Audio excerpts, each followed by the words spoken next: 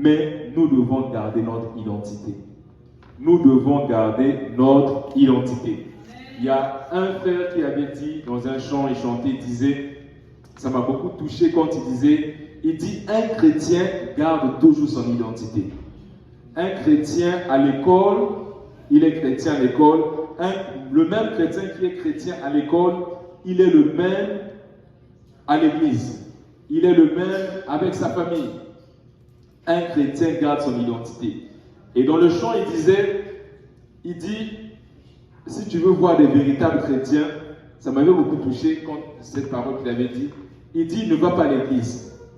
Mais j'ai dit, pourquoi il dit ça? Il dit, va dans nos quartiers, va dans nos rues. Pourquoi? Il dit qu'un chrétien, s'il est chrétien à l'église, il est chrétien aussi au travail. Un chrétien garde son identité. Un chrétien n'est pas un acteur. Un acteur a une double identité. Les acteurs qui jouent dans les films, ils ont une double identité. C'est pas ils jouent juste un rôle, mais c'est pas vraiment leur identité. C'est un peu comme l'hypocrisie en fait. C'est un peu une double identité. Mais nous, en tant que chrétiens, nous devons garder notre identité. Que ce soit à l'école, que ce soit au travail.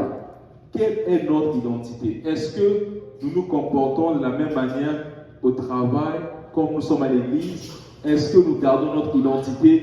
Ou bien est-ce que par influence, par peur des amis, nous essayons de faire des compromis? Quelle est ton identité au travail?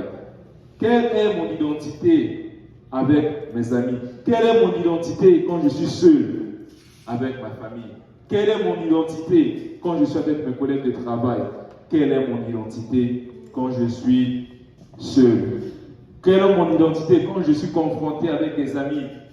Quelle est mon identité? Est-ce que je vais compromettre ou bien je vais garder mon identité? Un chrétien doit toujours garder son identité. Nous allons voir dans la parole de Dieu la vie de deux personnes. Ça m'a beaucoup touché, la vie de ces personnes. C'est Daniel et Joseph.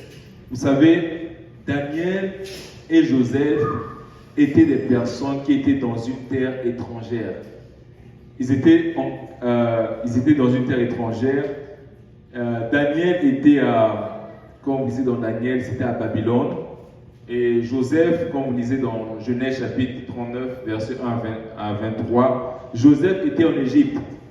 Et ces deux personnages étaient dans une terre étrangère, loin de leur famille, loin des proches, loin de leurs parents. Mais la Bible, quand vous lisez la parole de Dieu, vous allez constater que ces deux jeunes ou ces deux personnages ont gardé leur identité. Vous savez,